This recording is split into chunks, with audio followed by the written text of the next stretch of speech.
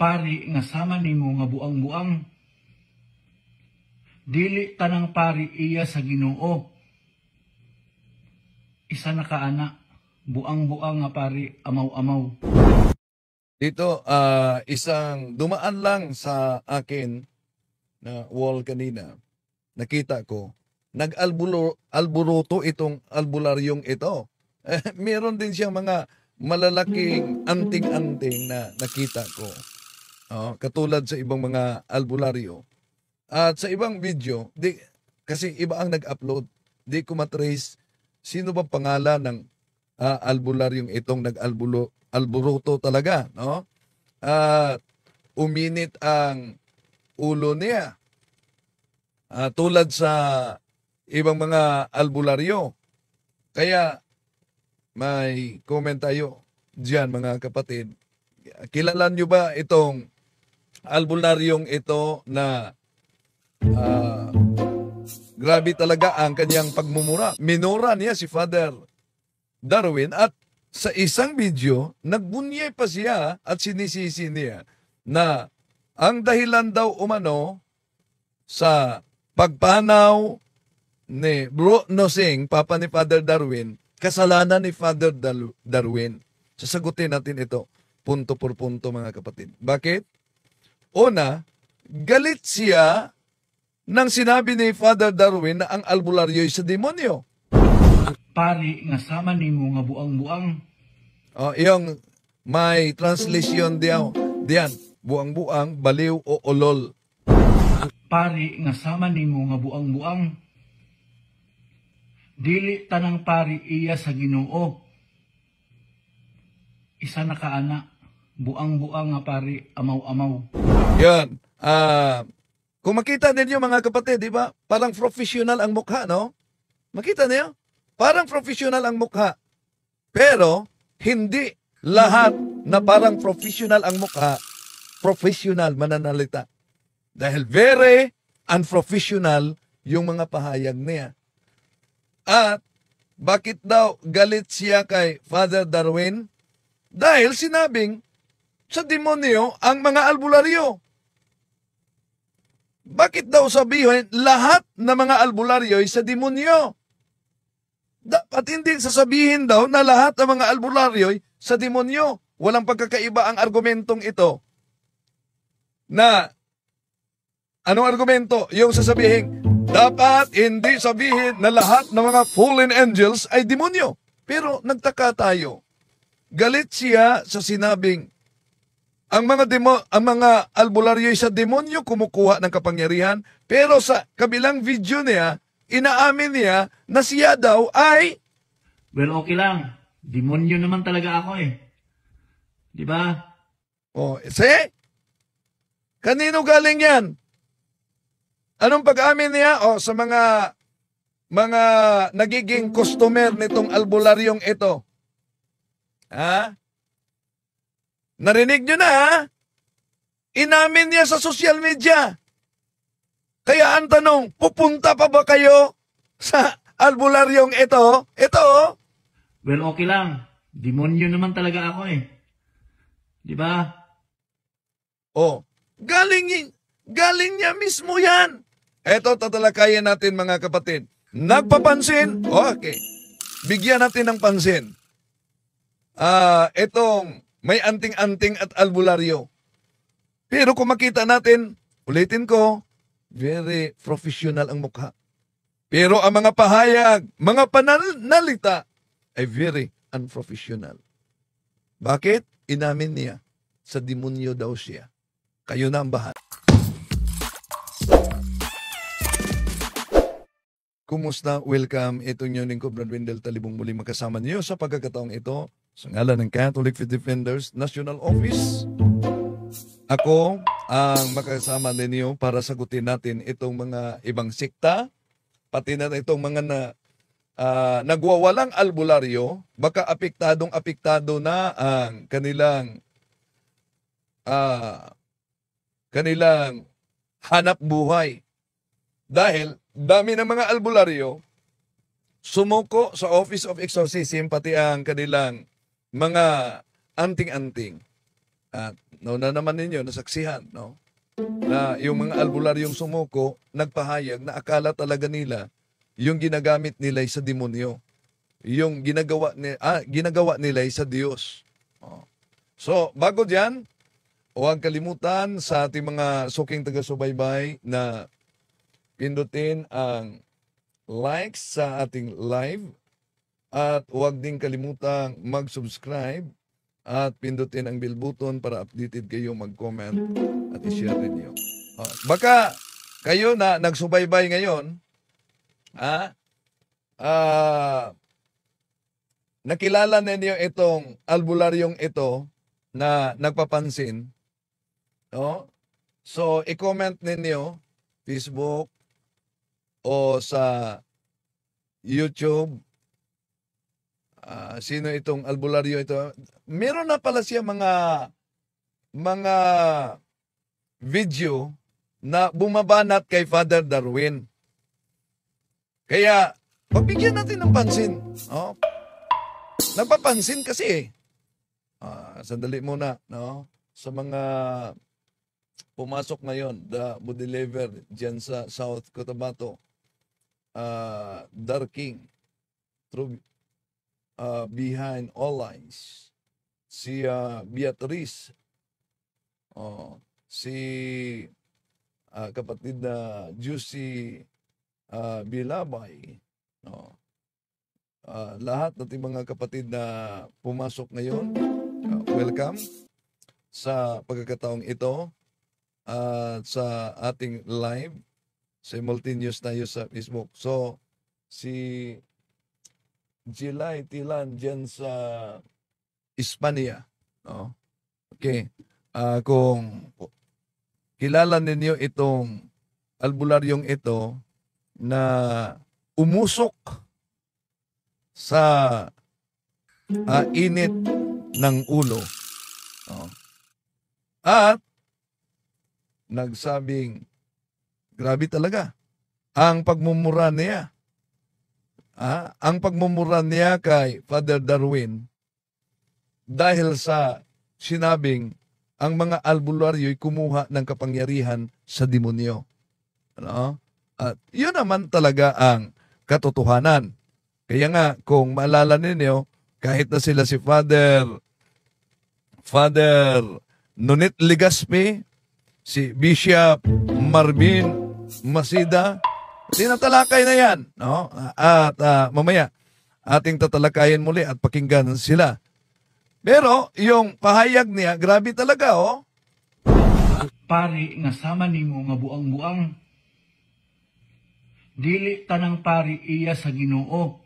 So, dito pa lang mga kapatid, mapansin na natin na talagang apektado na itong albularyong ito. No? Sinabi na niya kay Father Darwin na si Father ay ulol daw. Sino ngayon ang lilitaw na parang asong ulol? Bakit? Mamaya, isa-isahin natin ito mga kapatid. No?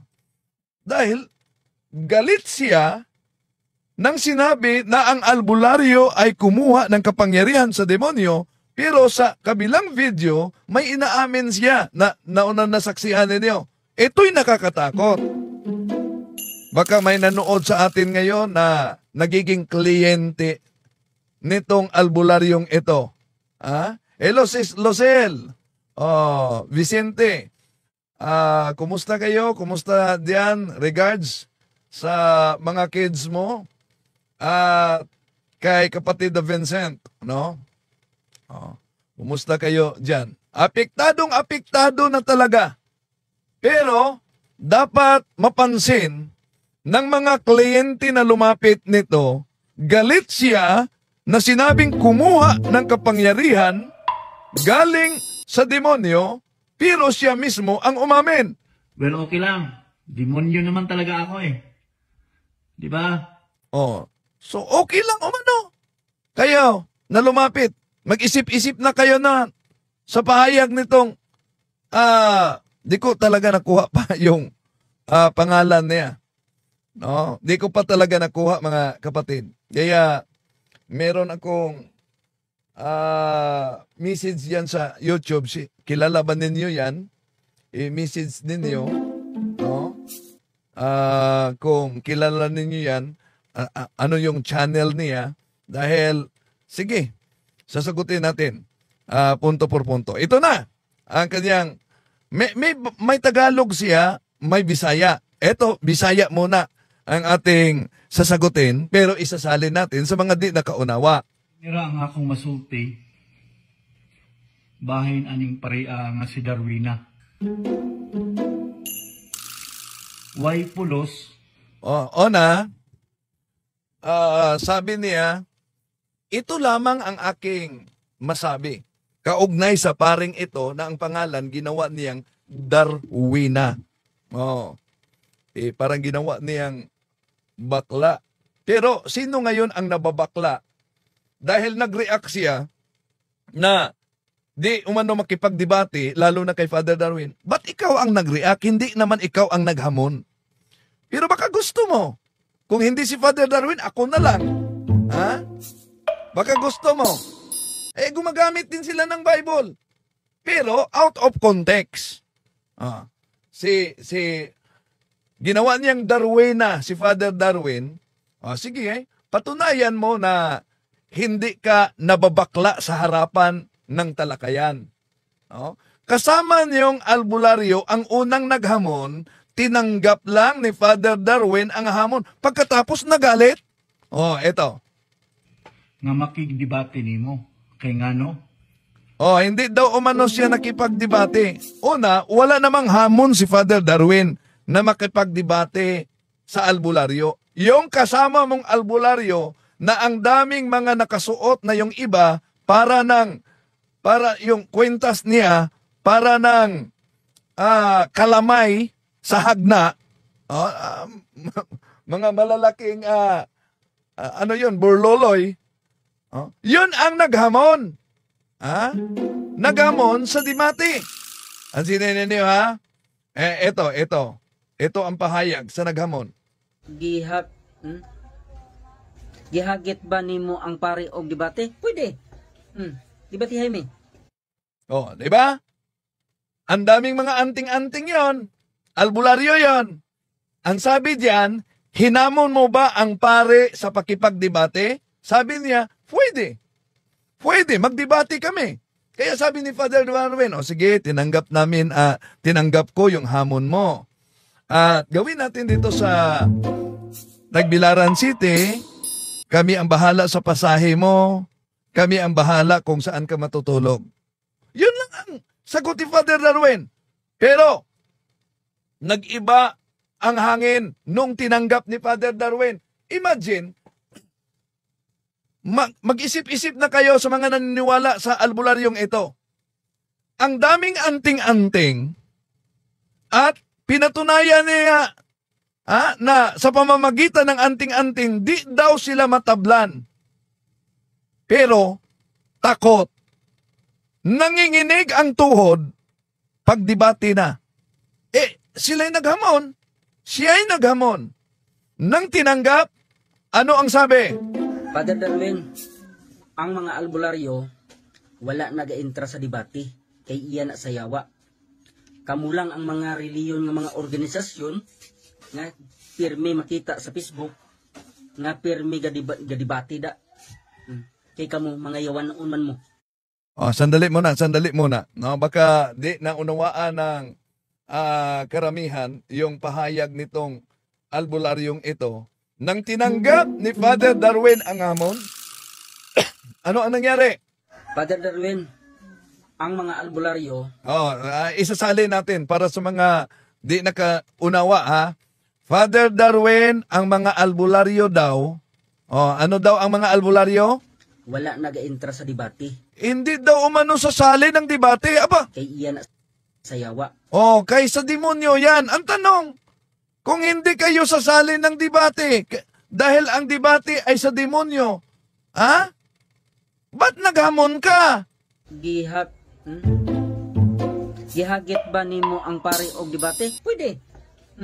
Debate Jaime. Hinamon mo ba ang pare ng debate? is galing mismo sa iyo. Nag-live ka pa. Sige, magdebate kami. Pagkatapos ng tinanggap, hindi daw sasali sila sa debate. Father Darwin, ang mga albularyo wala nag-intra sa debate. Oh, so ang mga albularyo daw, hindi sasali ng debate. Nang naghamon ka, inisip mo ba mabuti? Ang hamon mo baka tanggapin pagkatapos bigla kang aatras? Bakit? Abay, sino ngayon ang matatamaan sa Santiago Kapitulo 4, versikulo 7? Ano ang sabi sa Santiago Kapitulo 4, versikulo 7? Pasakop nga kayo sa Diyos, datapuat, langsang kayo sa diablo at tatakas siya sa inyo. Sa ibang salin, sabi diyan, kaya't pasakop kayo sa Diyos. Labanan ninyo ang diablo. Labanan ninyo ang diablo. At siya ay tatakbo palayo sa inyo. Santiago Kapitulo 4, versikulo 7. Ang demonyo daw tatakbo. Ngayon, sino ang naghamon? Sino ang tatakbo? Eto. Kay iyan sa yawa. Di na daw umano siya makipagdebate. Di daw siya sasali sa debate. Dahil ang debate ay sa demonyo. Kung ang debate sa demonyo, tanong, bakit ka naghamon? Kung para sa inyo, ang pakipagdebate ay sa demonyo. Kung ang pakipagdebate ay sa demonyo, abay, sa demonyo ba si San Pablo? Dahil sa Acts chapter 18 verse 28, for he vigorously refuted his Jewish opponents in public debate, proving from the scriptures that Jesus was the Messiah. Tuloy natin. Etong albularyo. Apektado na siguro. Yung mga lumalapit sa kanila, mag-isip na kayo ha. Bakit mag-isip? Abay, inaamin niya. Well, okay lang. Demonyo naman talaga ako eh. Di ba? Yan. Okay lang, demonyo naman umano talaga siya, pero bakit nagalit ka sa pahayag ni Father Darwin? At bakit ikaw ang nag-react sa hamon na makipagdebate na ang naghamon nito ay kasama mong may anting-anting at may albularyo, mga di daw matablan. Pero, biglang tumakbo. Okay, tuloy natin. Tataw na kaayo ang inyong binuhatan. So, iwan ko kung ano ang reliyon nitong albularyong ito. No? Sabi niya, klarong-klaro na yung mga ginagawa ninyo. So, ano yung ginawa na klarong-klaro na? Ano ba yung ginawang klarong-klaro na? Tuloy natin. Nga dili maayo. Di mabuti daw. Sige. Watay sa Biblia. Di ba ang lalaki ninyo ng mga suot na anting-anting? Sa Biblia ba ang anting-anting ay pinahintulutan ng Diyos? Sino ngayon ang sumusunod sa utos ng Diyos? Yung gumagamit ba ng anting-anting, yung mga salamangkero, yun ba'y sumunod sa utos ng Diyos? Anong sabi sa Deuteronomio Kapitulo 18, 11-13? Malinaw ang sabi. O gumagamit ng anting-anting, o nagpapagamit sa masamang espiritu, o salamangkero, o sumangguni sa mga patay. Ano daw sa 11? Yung gumagamit sa anting-anting, nagpagamit sa masamang espiritu. Nasa Biblia yan. Ba't galit kayo? Dahil ba natatamaan kayo sa pahayag na ito sa Biblia? Di po ba gumagamit kayo ng Biblia? Ba't iniwasan din nyo ito? Tuloy natin ha. Ulitin natin sa 11. Ito ang pahayag sa 11. O gumagamit ng anting-anting, o nagpapagamit sa masamang espiritu. Sandali muna, may tumatawag. Huwag muna kayong tumatawag. Maliban lang kung albularyo ang tumatawag sa akin ngayon. Sige, pasok kayo. Sadali. Natin. Sino bang tumatawag ngayon? Hindi pala. Akala ko, albularyo. Sadali. Huwag muna. Tuloy natin mga kapatid. Tuloy natin.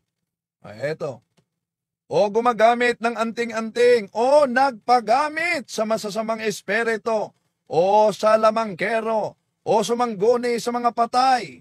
Sapagkat sino mang gumagawa ng mga bagay na ito ay karumal-dumal sa Panginoon. At dahil sa mga karumal-dumal na gawaing ito, ay pinalaya sila ng Panginoon mong Diyos sa harapan mo. Datapuat kang manatiling walang kapintasan sa Panginoon mong Diyos. Malinaw naman yung mabasa diyan mga kapatid, no? So, dito, apektado na tong albularyong ito. Ug wala Anong wala? Anong wala? sa maayong panghuna-huna. Wala daw umano sa tamang pag-iisip si Father Darwin. Tanong, nang inamin mo ito, nasa tamang pag-iisip ka ba? Ano ba yung inamin niya? Well, okay lang. Demonyo naman talaga ako eh. Di ba? O yan. Ibig mo ba sabihin, nasa tamang pag-iisip ka nung sinabi mo yan sa live mo? O di isip-isip naman pag may time. Okay, tuloy natin. Nakalimot ka na ba? So, nakalimutan na ba umano ni Father Darwin? Ano ba yung nakalimutan? Ha? Ano? Ngano? Parang naghang yata. Ngano? Bakit daw? Bakit? Nakalimutan mo na ba? Naghang siya? Bakit? Nalansang sa krus Bakit naipako sa cross ang Panginoong Hesus? si Ginoong Hesus. Siguradong hindi nakalimutan ng ating ni Father Darwin yan. Dahil palaging ipinangaral yan sa Office of Exorcism. At hindi lang yan. Ginagamit pa ni Father Darwin yung cross. Ecce Crucem Domini. Behold the cross of our Lord Jesus Christ. Flee you, forces of evil. Ano sabi? Flee you, forces of evil. Umalis kayo na mga demonyo. Ang tanong, sino ba yung umaamin na demonyo? Sino? Balikan natin. Kung sino. Well, okay lang. Demonyo naman talaga ako eh. Di ba? Yan ang nakakatakot, no? Okay lang. Inaamin mo, galing mismo sa bibig mo. Okay lang, demonyo naman talaga ako. Pagkatapos magalit ka, sasabihin, ang mga albularyo ay kumukuha ng kapangyarihan sa demonyo. Mas malala yung sinabi mo. Ang kay Father Darwin, ang mga albularyo kumukuha ng kapangyarihan galing sa demonyo. Pero ang sabi niya, mas malala pa sa sinabi ni Father Darwin. Bakit mas malala pa sa sinasabi ni Father Darwin? Well, okay lang. Demonyo naman talaga ako eh. Di ba? Yan. Nag-okay siya. Okay lang daw. Okay, kayo ba na lumapit sa albularyong ito? Okay lang ba sa inyo?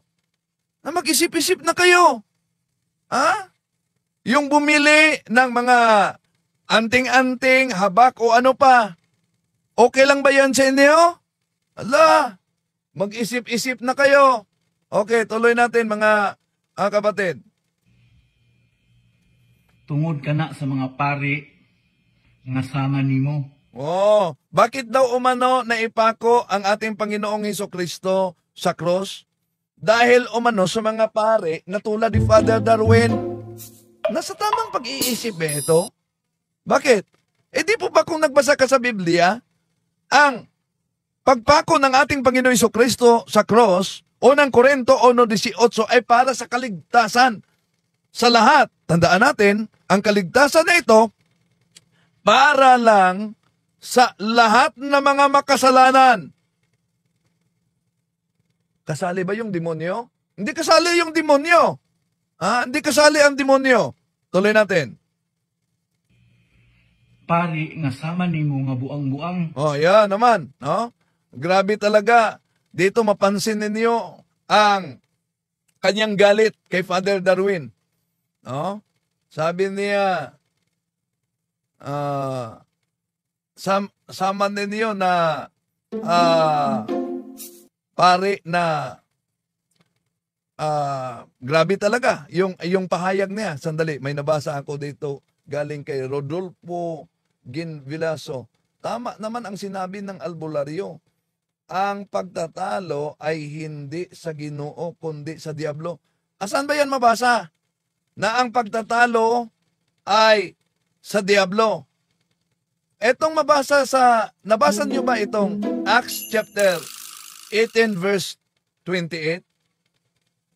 Nakipagtalo nga, kahit ang ating Panginoon Jesucristo, si San Pablo, nakipagtalo, public debate. Tinalo niya ang kaniyang mga kalabang Hodyo sa isang pampublikong debate na nagpapatunay sa pamamagitan ng kasulatan na ang ating Panginoong Jesucristo ay Mesiyas. Ngayon, kung para sa inyo ang pakipagdebate ay sa demonyo, ibig ba sabihin, si San Pablo sa demonyo na? Yun talaga ang palusot nitong mga mahilig gumagamit sa Biblia, mahilig maghamon, pero di naman kayang haharap. Bakit di kaya? Dahil alam nila na yung kanilang inaniban ay wala talaga sa katotohanan.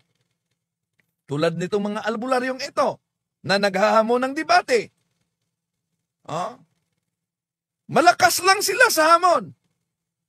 Pero ibang lakas naman pag tumakbo kung tatanggapin na ang hamon. Okay, malakas pa lang tumakbo. Kaya sa lakas ng takbo nila, sinong katuparan sa Santiago 4:7 na ang sabi, labanan ninyo ang Diablo at siya ay takbo palayo sa inyo. Tuloy natin. Dili tanang pari iya sa Ginoo. Hindi lahat umano na pare ay sa Panginoon. Una, tama kung yung pare ay kaanib sa siktang tatag lamang ng tao. Dahil daming mga siktang tatag lamang ng tao, tulad ng IFI, tatag yan ni Gregorio Aglipay, may pare din sila. May Catholic Crusaders, tatag din yan ng tao, may pare din sila at obispo. May Iglesia sa Diyos Espiritu Santo, tatag lang din ng tao ni Felix Milgar, may pare din sila at obispo. Pero kung sa simbahang Katoliko, research naman pag may time. Kung binanatan mo ang mga pare sa simbahang Katoliko na ang mga pare tulad ni Father Darwin ay walang katugnayan sa tunay na iglesia, ibig sabihin ang Iglesia Katolika ay hindi tunay. So kung ang Iglesia Katolika ay hindi tunay, ibig sabihin ang Iglesia Katolika na binanatan ninyo, ito'y tatag lamang ng tao.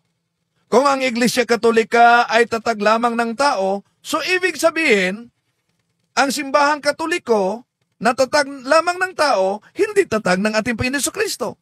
Pero ang tanong, kaya nga, kahit mga ministro ni Felix Manalo at sa mga ginawang debate, di talaga nila masagot diretso mga kapatid, batay sa mga ebidensya. Kung di si Kristo ang nagtatag sa simbahang Katoliko, sino? Ang problema nila, sasabihin nila, si San Ignacio! San Ignacio daw. So ibig sabihin, ang simbahang Katoliko, kung sa ministro ni Felix Manalo, na itatag pala ito ni San Ignacio. Paano nila i-reconcile ang kanilang Pasugo Magazine? April 1987, page 4, Phil John Fuentes. Sabi niya, the Catholic Church therefore And I strongly assert this, exists not because it was founded. O, di nagsusuwaga na sila. Ang Iglesia Katolika umano, mariin yang iginiit, ito'y umeeral dahil lamang ito ay hindi itinatag. O. So, di nakatagtag ang simbahang Katoliko. O. Not because it was founded. So, ngayon, para sa albularyong ito, kung ang simbahang Katoliko, kung si Father Darwin ay walang kaugnayan sa simbahang itinatag ng ating Panginoon Jesucristo sa Mateo Kapitulo 16-18, et igo di kukiato is Petros, et soperam Petram edipicabo, Ecclesia mia, met portain pirinon prebilabot adversus iam. Ang tanong, sino ang nagtatag sa simbahang Katoliko batay sa kasaysayan kung hindi ang ating Panginoon Jesucristo? Glorian Encyclopedia Volume 5, page 106, Catholic Church, Greek Catholicos Universal, term generally applied to the Divine Society, founded by Jesus Christ and endowed by the outpouring of the Holy Ghost on the day of Pentecost, hence often called Roman Catholics. Oh. So ngayon, Mr. Albulario, kung ang simbahang Katoliko at ang mga pare at mga obispo nito ay walang kaugnayan, kaya yun ang dahilan. Bakit? Yung mga kasama mo ang naghamon, pero nang tinanggap, pati kayo, nanginginig sa takot, nahaharap sa isang maginoong talakayan. O, di ba? Okay, tuloy natin. Isa na kaana. Buang, Yun. Isa na daw umano si Father Darwin. buang nga pari. Yun. Grabe talaga, no? Ang sabi ng albularyong ito. Isa ka na, diyan, ulol na pare. Nang sinabi niya, ulol. Ang tanong, yun bang magsabi na ulol, saan patungo yon batay sa Biblia? Di mo ba gumamit ka ng Biblia? Sisilipin natin Biblia. Mateo 5:22, eto mabasa, datapuwat, sinasabi ko sa inyo, na ang bawat mapuot sa kaniyang kapatid, ay mapapasa panganib sa kahatulan. At ang sinumang magsabi sa kanyang kapatid, raka, ibig sabihin walay pulos, ay mapasa panganib sa Sanhedrin. At ang sinumang magsabi, ulol ka, ay mapapasa panganib sa impyerno ng apoy. Sino ang nagsabi ngayon na ulol? Sino? Di ba? Siya mismo na para bang gusto niyang patunayan na sa Diyos siya. Malinaw, ang puno ay makilala sa kanyang bunga. Anong lumabas sa malaking bibig mo? Diba? Grabe yun. Amaw-amaw. Yan. May diferensya sa utak yan. Yung sinabi niya, may diferensya sa utak. Umano. Nag-trigger na, sabi ni Mary Manato, nag-trigger na talaga ang mga albularyo. Tama. Kaya nga, kahit pa nag-trigger itong mga albularyong ito at urong-sulong sa kanilang paghahamon ng debate, pagkatapos tatanggapin, ayaw naman, hindi magbabago ang mga alagad sa simbahang Katoliko sa pagturo sa tunay na pananampalataya ng simbahang Katoliko. Di magbabago yan, mga kapatid. Kung ano man ang opisyal na aral, kahit pa itong mga albularyong ito ay makita ninyo, galit na talaga, apektado na talaga. Pero, di magbabago ang ating panindigan, mga kapatid. At ang pagpangaral, kaugnay sa turo ng simbahang Katoliko. Dali, ano ba itong okay. Yan, mga mahal na kapatid. Okay, tuloy natin.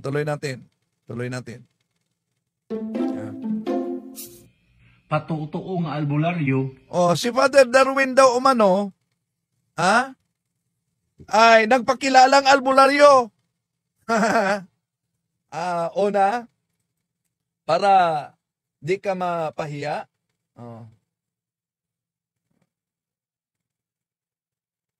Sandali may si Coach Elmer TV. Gapila sa iyang kadimunyuhan ng albularyo. Kilala ba ninyo yan? I-comment din niyo kung ano ang channel niya. Dahil dami na pala siyang mga video na inilabas against kay Father Darwin. Sige, sasagutin natin. Naunawaan natin yung sinabi niyang ayaw makipagdebate. Nag-react siya.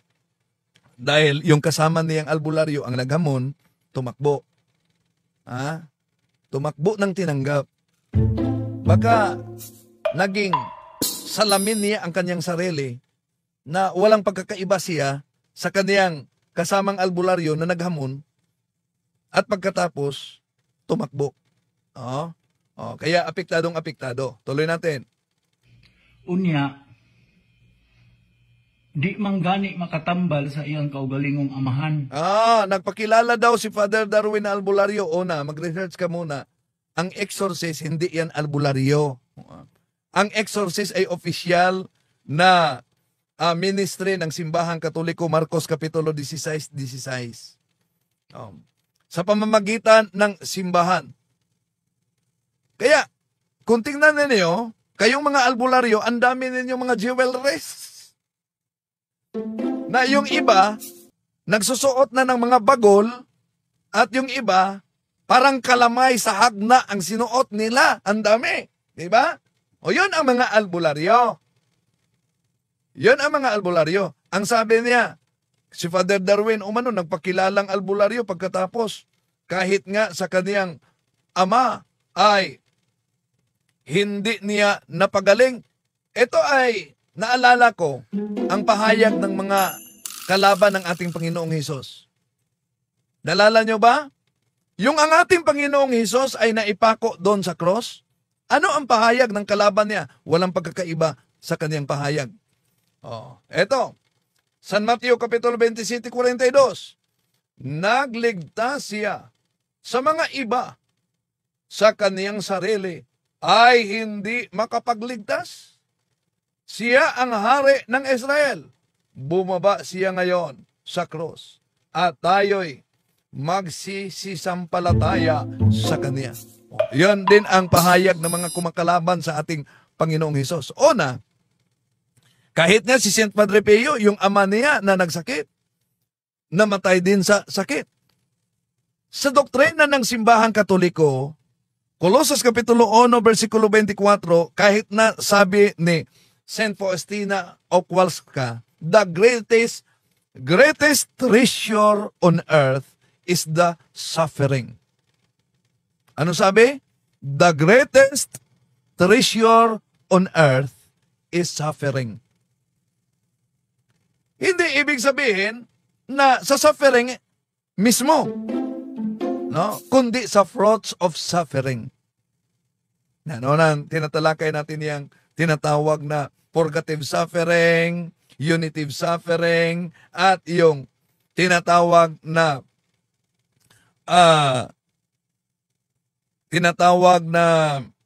redemptive suffering. Yun namang sinabi ng ating Panginoon Jesucristo sa Mateo Kapitulo 16:24. If you want to follow me, take up your cross and follow me. At sa doktrina ng Simbahang Katoliko, pag tayo'y magkasakit at tayo'y gagaling, ibig sabihin, may plano pa ang Diyos sa buhay mo para sa misyon sa mundong ito. Pero kung ikay magkasakit at mamatay ka sa sakit na yan, ibig sabihin, yung karamdaman na yan ay plano ng Diyos para magiging united ka sa Kanya. Kaya nga, sa ating pananampalataya, suffer me not to be separated from you. Pero, ganito katoso ang demonyo. 2 Corinto Kapitulo 11, versikulo 12-15. Meron siyang mga piking manggagamot para ang tao ay tanggalin niya ang mga kunin niya ang the greatest the greatest treasure here on earth, suffering. Kaya lalapit sa albularyo na ang mga albularyo na sinabi ni Father Darwin sa demonyo, alam niyo, siya naman umaamin kung ano daw.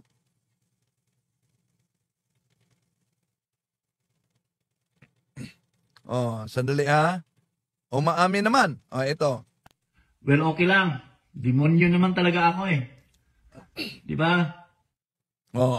Imagine, yan ang delikado. Mag-okay ka dahil demonyo umano siya. Dapat na kayo mag-isip-isip ng ganyan mga kapatid ha.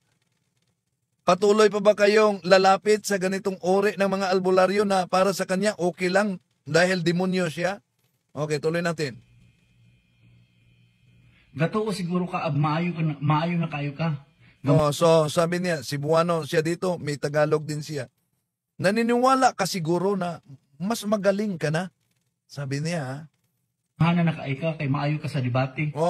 makapangyarihan ka na dahil magaling ka sa debate. Pag magaling sa debate ba, makapangyarihan ba yon? Ha? Maayo ka sa debate, kay nga no imo nag-eskwelahan. Na. Magaling ka sa debate dahil nag-aral ka noon. Sa seminaryo, hindi naman pinag-aralan ang pakipagdebate.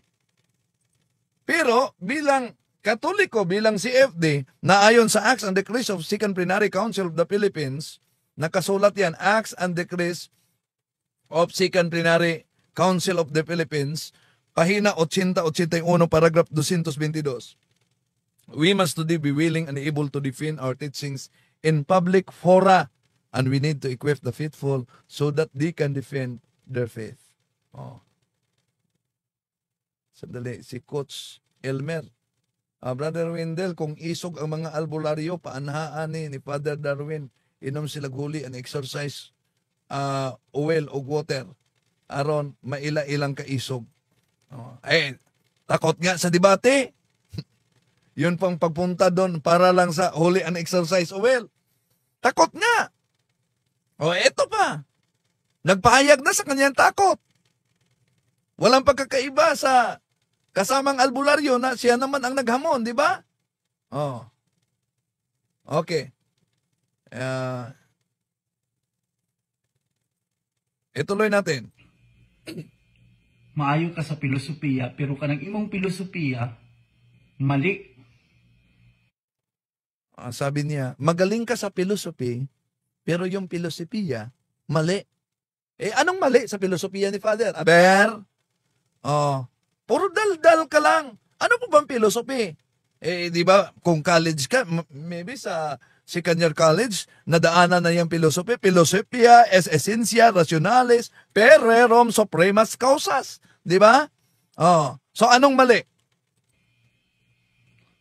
Sukwahi ka na sa binuhatan sa Ginoo.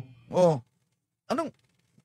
Philosophia es essentia rationalis per rerum supremas causas.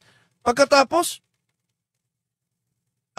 taliwas daw umano sa ginawa ng Diyos. Ang tanong, sino ang gumagawa ng taliwas na gawain? Di po ba? Kayong mga albularyo dahil meron kayong mga anting-anting. Anong sabi sa Ezekiel Kapitulo 18, 13-18?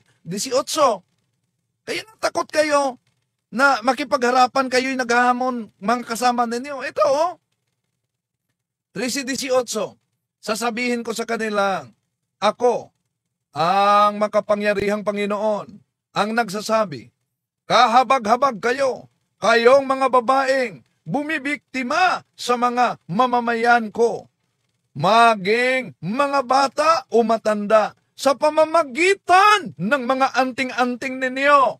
Nilagyan ninyo sila ng mga anting-anting na polcheras sa kanilang kamay at bilo sa kanilang mga ulo. Yan. Sino bang gumagawa diyan?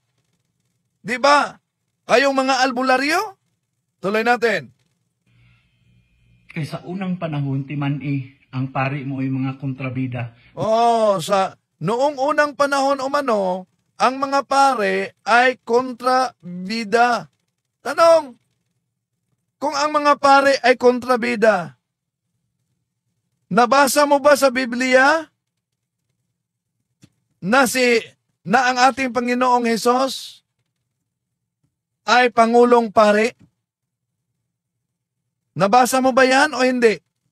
Kung nabasa mo yan na ang ating Panginoong Hesus ay Pangulong Pare, Hebreo Kapitulo 4, versikulo 14 hanggang 16. Nabasa mo ba sa Biblia na kahit si San Pablo, sabi niya, siya ay pari din? Nabasa mo ba yon o hindi? Kung ang pagiging pari ay kontrabida, kung ang ating Panginoong Hesus ay Pangulong Pari sa Hebreo Kapitulo 4:14, ibig ba sabihin ang ating Panginoong Hesus kontrabida? Huwag mong isiga-siga yung mata mo. Ha? Huwag mong isiga-siga yung mata mo. Tuloy natin. O yung mga wartahay. Ang mga pari daw umano, ang mga mangwartahay. Pero kung tingnan natin ang mabasa sa Biblia, yung mga bulaang mga ngaral, yon ang may kasunduan. Kayo ba sa albularyo? Di ba? Napakita na natin ang sa albularyo. Magkaano ang lana nila? Magkaano ang habak? Magkaano yung mga anting-anting? Ang mahal! Tapos punta lang kayo sa Office of Exorcism. May bayad ba? Wala. Yung mga sacramentals, hindi yun binibili. Binibigay yun. Kaya nga, ang katuparan sa mag-isip na kayo mga kapatid. Bakit? Kung tingnan natin, sino ang katuparan sa Biblia na ang liwanag ay ginawang gabi, dilim, at ang dilim ay ginawang liwanag. Walang iba kundi itong mga taong ito. Yeah? Gumagamit ng Biblia, pagkatapos yung mga ginawa nila ay taliwas sa Biblia dahil ang daming mga anting-anting, ang daming burluloy. Tingnan natin kung sino ang gumagamit mangwartahay. Ito sa Biblia, mabasa natin, mga huwad na guro. Noong una, may mga huwad na propetang lumitaw sa Israel. Gayon din naman, may dumating sa gitna ninyo na mga huwad na guro. Lihim silang magtuturo ng mga maling aral na ang dulot ay kapahamakan, pati ang Panginoong tumubos sa kanila ay kanilang itinakwil, kaya't di magtatagal at sila'y mapapahamak. Delikado. At marami silang nahikayat na sumunod sa kanilang kahalayan. At dahil dito, pati ang daan ng katotohanan ay malalapastangan. Sa kanilang kasakiman, lilinlangin nila kayo sa pamamagitan ng kanilang aral na katang-isip lamang. Matagal nang nakahanda ang hatol sa kanila at ang pupuksa sa kanila ay hindi natutulog. Yon ang mga bulaang mga ngaral. Anong sabi ng mga kasama mong albularyo? Yung isa, batang heler, di na umano babalik ang ating Panginoong Hesus. Ano daw? Di na babalik? Italiwas yun sa pahayag sa ating Panginoong Hesus sa San Juan Kapitulo 14, 1:6. Okay, tuloy natin. Og nahitabo gihapon na karong panahon na. Iwan ko kung ano kaya ang relihiyon ng taong ito. Wala pa nag-comment dito kung kilala ba nila itong albularyong ito. Parang di pa siguro kilala ng karamihan. Pero nagpapansin, kaya pinansin natin. Bakit? Imagine, galit siya na sinabi ni Father Darwin na ang mga albularyo kumukuha ng kapangyarihan sa demonyo. Pero siya mismo umamin. Well, okay lang. Demonyo naman talaga ako Di ba? No, ayun. Umamin na naman. No? Pero gusto kong makita kung asan ang kanyang Facebook page ba? Oh? Baka ah, mayroon video ko nakita 1K. Sabi ni Marilyn Lana. Oh, sandali. Wala pa talagang nag-comment dito kung kilala ba nila itong albularyong ito. O, parang hindi pa kilala. Pero sige lang. At least kilala na nila, kilala ka na nila ngayon na ikaw mismo ang umaamin. Na ano yung inamin mo? Well, okay lang. Demonyo naman talaga ako eh. Di ba? Oh, yun. Mas mabigat yun. Kaya mag-isip-isip na ang mga lumapit sa albularyong ito. Patuloy pa ba kayong lumapit sa kanya? Inamin niya, okay lang na demonyo siya? Galing sa kanya yan. Okay, tuloy natin. Tungod sa mga taong parihas nimo. No, so galit na galit talaga siya ni Father Darwin. No? Naramdam natin ang galit dito.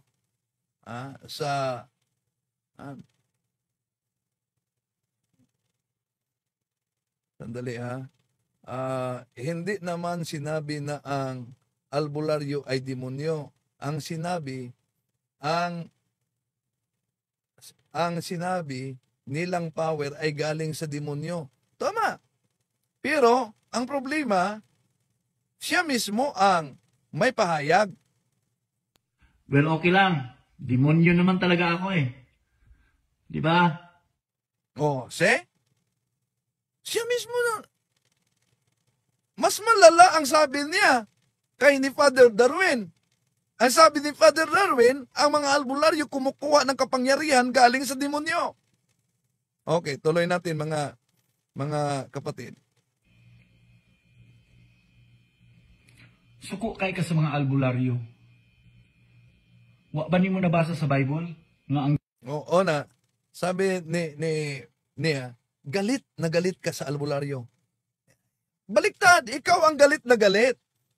Ang ginawa ni Father Darwin, ipinangaral lang kung ano ang aral ng simbahang Katoliko. Kung galit na galit sa albularyo, wala sanang albularyo na tinanggap sa kanilang pagsuko at pagsurrender, sa kanilang mga anting-anting at gustong maiprasis sa renouncement and breaking of unholy ties and solemn exorcism. Napansin nyo? Mga kapatid, tuloy natin.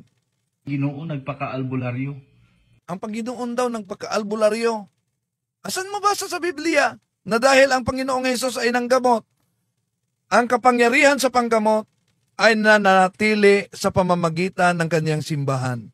Kolosas 1:18, si Kristo ang ulo sa iglesia at ang iglesia ay ang kanyang katawan.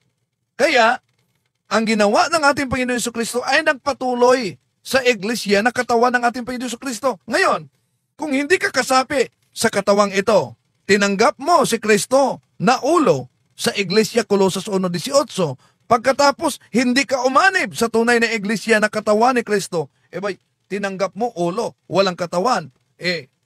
Delikado yan, manananggal na yan. Tuloy natin. Wa pa'y doktor sa unang panahon. Kung naaman, mga herbalist. Wala pang doktor. Una, huwag mong kalimutan na si San Lucas ay isang doktor. Doktor si San Lucas. Ginawa niyang albularyo ang ating Panginoong Hesus. Ang tanong, yung bang mga apostol dahil ang paggaling sila, meron ba silang anting-anting katulad ninyo na inilagay sa liig ninyo? Gawa Kapitulo 19, 18, bakit sinunog yung mga anting-anting at libreto? Tuloy natin. Albularyo gihapon na. Albularyo gihapon daw. Ang ating Panginoong Hesus dinamay sa pagiging albularyo. Nako. Naging albularyo na. Diba? Sabi ninyo na gumagamit kayo sa Biblia. Sige nga. Asan mabasa sa Biblia ng ating Panginoong Hesus ay albularyo? Yung mga alagad ng ating Panginoong Hesus, asan mabasa sa Biblia na naging albularyo tulad ninyo? Asan mabasa sa Biblia na meron din silang mga anting-anting? Ha? Mula pa sa lumang tipan. Di ba? Ninyo yan nabasa? Di ba? Nagbasa kayo sa Biblia? O kaya nagbulag-bulagan lang kayo dahil ang anting-anting ay binibinta ng mga albularyo? Ano ang sabi ng Diyos? Mikas 5:12. Ito sabi ng Diyos, sisirain ko ang inyong mga anting-anting at maglalaho ang inyong mga mangkukulam. O sisirain ng Diyos ang mga anting-anting. O gumagamit kayo sa Biblia. Di nyo ba yan nabasa? Ha? Okay. Tuloy natin mga kapatid. Hunang-hunaa ba? Oo.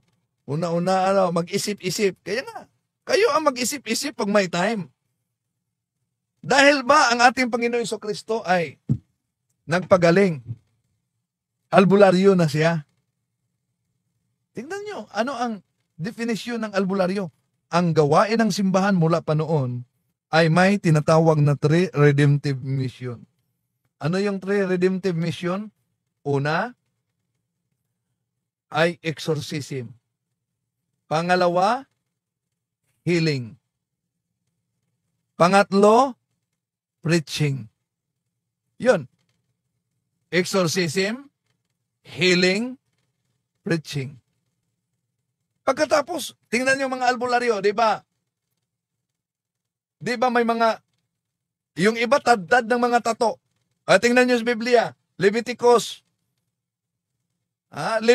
Kapitulo 19, versikulo 28, bawal sa Diyos ang paglagay ng tato. Ngayon, kung para sa kanila, ang mga albularyo gumagamit ng lana. Pinagbinta nila yung mga lana. Napakamahal. Pinakita na natin, di ba? Pero, ano yung lana na yon? Lana ng niyog. Sa Biblia ba? Sa Biblia, ang lana ba na ginagamit ng mga apostol, ng mga alagad ng ating Panginoon Jesucristo ay lana ba ng niyog? Hindi. Olive oil. Ito, mabasa natin.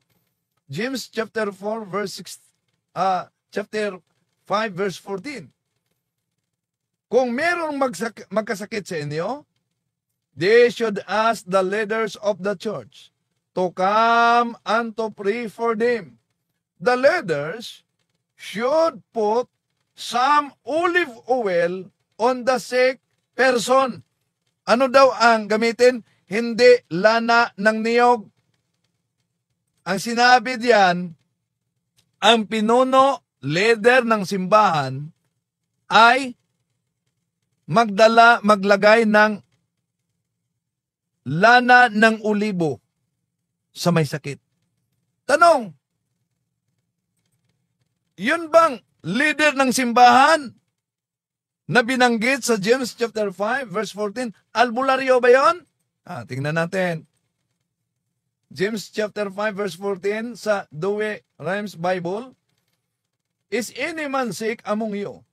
Let him bring in the priest of the church, and let them pray over, anointing him with oil in the name of the Lord. Ano daw ang gagamitin? Olive oil. Sino daw yung leader ng simbahan? Pare ng simbahan, hindi albularyo. Ang layo. Okay, tuloy natin. Hunang-hunaa. Ang Ginoo nanambal kauban ang iyang 12 ka disipulo. Sabi niya, iisipin mo, ang Panginoon ay nanggagamot kasama ang kaniyang 12 mga alagad. Tama naman. Pero albularyo ba yan? May mga anting-anting ba sila tulad sa inyo? May mga anting-anting ba silang binibinta? Ginagamit ba nila ay lana ng niyog? Oh. Kaya isip-isip naman kung may time. Tuloy natin. Hantod sa midaghan. Naa sa Bible, miingon siya. Tama. Asan? Asan sa Bible na naging albularyo sila? Nga magbantay kamo sa mga albularyo. Asan? Ha? Nasa Bible daw. Na mag-ingat kayo sa mga albularyo. Galing sa kanya yan. Nasa Bible, mag-ingat kayo sa mga albularyo. Asan?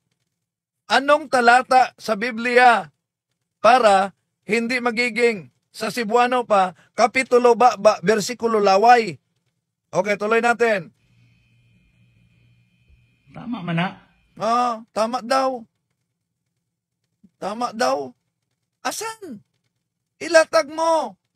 Meron ba? Pero ang pasabot sa Ginoo, katong mga albularyo nga kaparian, Ang itinuturing daw ng Diyos, yung mga albularyo na mga pare. Nako, ano ito? Kung may magsakit sa inyo, ipatawag ang pare ng iglesia at siya'y manalangin at maglagay ng banal na lana sa ngalan ng Panginoon. Pare yun, hindi yun albularyo. Gumawa siya ng sariling version na Bible. Wala namang maipakita. Di ba? Okay. So, okay, tuloy natin. Mga kapatid. nga mga bata-bata sa pare, nga mga pikoy, mga fake. Mga bata-bata daw sa pare, mga fake. Ang mga bata-bata sa pare, sino ba yung mga bata-bata? Sa Kristan ba yon? Mga wartahay, dili mo tabang o dili kamo hatag og kwarta. Di daw umano tutulong kundi bigyan ng salapi. Yan, nagkakalat ka naman ng chismis. Dito makita natin, hindi lang pala albularyo, kundi chismoso pa rin. Okay. Sino ang maituro mo na katulong ng pare na hindi tutulong kundi tanggap bigyan ng pera? Yeah? Sino? Yun bang mga anting-anting ninyo? Hindi ba ninyo yan binibinta? Yun bang mga anting-anting na binibinta ninyo? Hindi ba yon ang anting-anting na binanggit sa Biblia? Kung gumawa kayo ng anting-anting, tanong, saan mabasa sa Biblia? Ang Diyos nag-utos, gawa kayo ng anting-anting. Yeah? Sandali. May nabasa ako. Si Will Nieva. Total, matalino ka naman. Huwag mo na patulan ang isang tingin ko ay walang katinuan sa pag-isip. Kahit na sa tingin ninyo walang katinuan ng isip, tandaan natin ang sinabi ni Dr. Jose Rizal. Si Dr. Jose Rizal muna, it is enough for good people to do nothing, for evil people to succeed. Yeah? It is enough for good people to do nothing, for evil people to succeed. Delikado pala yan. Kaya, sila kahit wala sa katinuan, makita ninyo, wala sa katinuan ang pag-iisip. Nangaral ng kamalian. Nangaral ng kasinungalingan. Kaya ano ang pahayag sa banal na kasulatan kaugnay sa mga taong ito? Ito, mabasa natin. 2 Timoteo Kapitulo 4, versikulo 2. Maging handa ka sa pangangaral ng salita ng Diyos. Sa anumang panahon, ilantad mo ang maling aral. Ilantad mo ang maling aral. Pagsabihan ang mga tao sa mga mali nilang gawain at patatagin ang pananampalataya nila sa pamamagitan ng matiyagang pagtuturo. See? Very biblical. 2 Timoteo 4:2. Ilantad ang mga maling aral. Di ba? Kahit wala sa katinuan. Bakit? galit na sinabing ang albularyo ay kumukuha ng kapangyarihan galing sa demonyo. Sino bang magsasabing nasa katinuan pa kung siya mismo ay magsabi na mas malala pa sa pahayag ni Father Darwin nung sinabi niyang, well, okay lang. Demonyo naman talaga ako eh. Di ba? Yun. Okay lang daw. Kaya, dito, sinabi talaga ni San Pablo na magiging handa ka sa pangangaral ng salita ng Diyos sa anumang panahon. Elantad mo ang mga maling aral. Pagsabihan ang mga tao sa mga mali nilang gawain at patatagin ang pananampalataya nila sa pamamagitan ng matiyagang pagtuturo. Yun po, mga kapatid. Tuloy natin. Mauna ang pasabot sa Ginoo. Dili tanang albularyo dautan.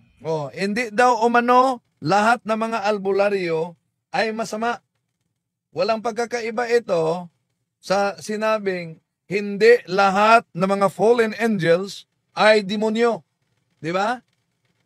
Kung nag-react siya sa pahayag ni Father Darwin, ulitin ko, na ang mga albularyo ay kumukuha sa kapangyarihan galing sa demonyo, at ang sabi niya, hindi lahat na mga albularyo ay masama. Ba't sinabi mo ito? Well, okay lang. Demonyo naman talaga ako eh. Di ba? Pagkatapos may pa-okay-okay pa. Di ba? Kaya mga... di nyo ba kilala ang albularyong ito? I-comment ninyo pag may kilala dahil ating isa-isahin yung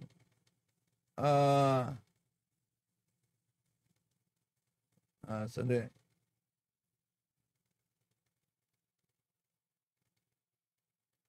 May sabi dito si Ian Bato Davio Maria. Yung lana sa niyog daw na isa lang mata. Ayan ang mga gagamitin ng mga albularyo. Maraming salamat po, Sis Adeline Oka. Sa stars. Ayan ang gagamitin ng mga albularyo. Pero sa Biblia, hindi naman. Sabi dito ni Emperador, pahingi daw ng video link. Hindi, dumaan lang ito sa aking Facebook wall, then agad kong dinownload, pagkatapos nawala. Kaya nga, nagtanong ako, asan ba ang kanyang page dito? No? Hindi ko na nakita. No? Okay? So, yun, ang ating reaksyon sa albularyong ito na grabe talaga, no? Pero pagdasal natin sila mga kapatid. Pagdasal natin. At kung balikan natin ang pahayag ni Bishop Masida kaugnay sa albularyo, ito ang pahayag ni Bishop Masida. Pag sinabi natin, kailangang gumaling ako at all cost, anuman gagawin ko, kahit mga ritual yan, mapapalayo tayo sa Panginoon. At mawawalan tayo ng ginto patungong langit, ang ating suffering. Yun ang deception ni Satan. Huwag ka nang mag-suffer. No, hindi mo na kailangang masakit pa. Huwag ka nang mag-suffer. Kinukuha sa atin ang krus natin. Ang krus, ang daan papuntang langit. So nakita natin ang deception ni Taning. Okay, they are contrary to the virtue of religion. Okay. Ito pa po, may isa pa. Yung mga traditional cures, ito po, recourse to traditional cures. Ang ibig sabihin ng traditional cures, yung mga dahon-dahon, di ba? Which are okay. Yung mga hilot, okay po yan.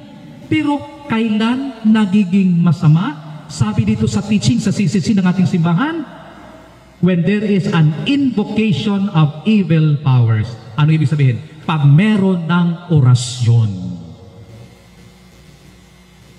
Merong isang kapatid tayo sa isang ganitong orientation, sabi niya, Bishop, naghihilot po ako.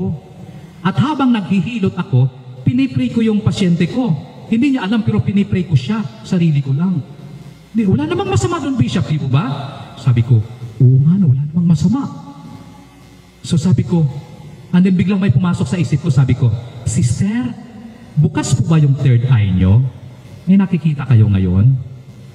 At ang sagot niya, opo, Bishop, may nakikita po ako.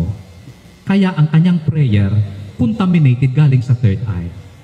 Nakita po natin? So that sabi ko, Sister, pwede, pag naghilot po kayo, huwag na kayo magdasal. Hilutin nyo na lang ho. Wala nang orasyon. Kasi most probably, galing sa bukas na third eye. And when the third eye is open, ayon, kahit si Mama Mary pa yung nagpakita, hindi yan si Mama Mary. Di ba minsan may mga istorya, hindi ko alam dito sa Pandan, kung sa katedral, meron yan. Pag nagmimisa ang pare, bigla na lang, ang mukha ng pare nagliliwanag, ang bread, naging si Jesus na, talagang nakikita ang mukha ni Jesus, nagliliwanag ang buong altar. Most probably, they are not coming from Jesus because God does not work that way. Hindi ko sinasabi na hindi posible, pwedeng mangyari yan, but generally speaking, God does not work that way.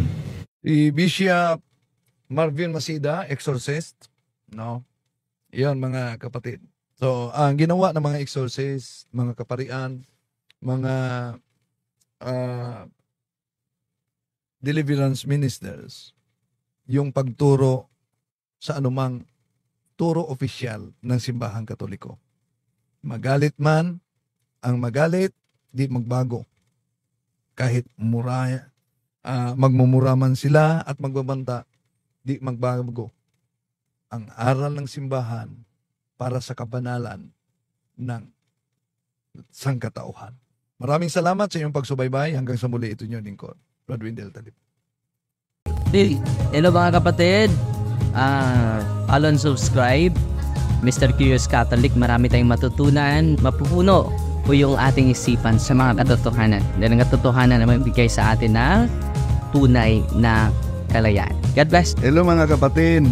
Inanyayahan namin kayo. Huwag niyong kalimutan mag-subscribe sa kay Bro Dance Oberio, Mr. Curious Catholic. Marami kayong matutunan sa pamamagitan ng pagsubaybay niyan sa pagsagot sa pananampalataya na inaatake ng ating mga kapatid sa iba yung pananampalataya, and they are not only attacking the teachings of the Catholic Church but proselytizing the good numbers of the Catholic. At sa pamamagitan sa pagsunutin niyo nitong Mr. Curious Catholic Facebook page and YouTube channel, dami ninyong matutunan. Isabuhay natin ang ating matutunan. Rodillo et Iglesia.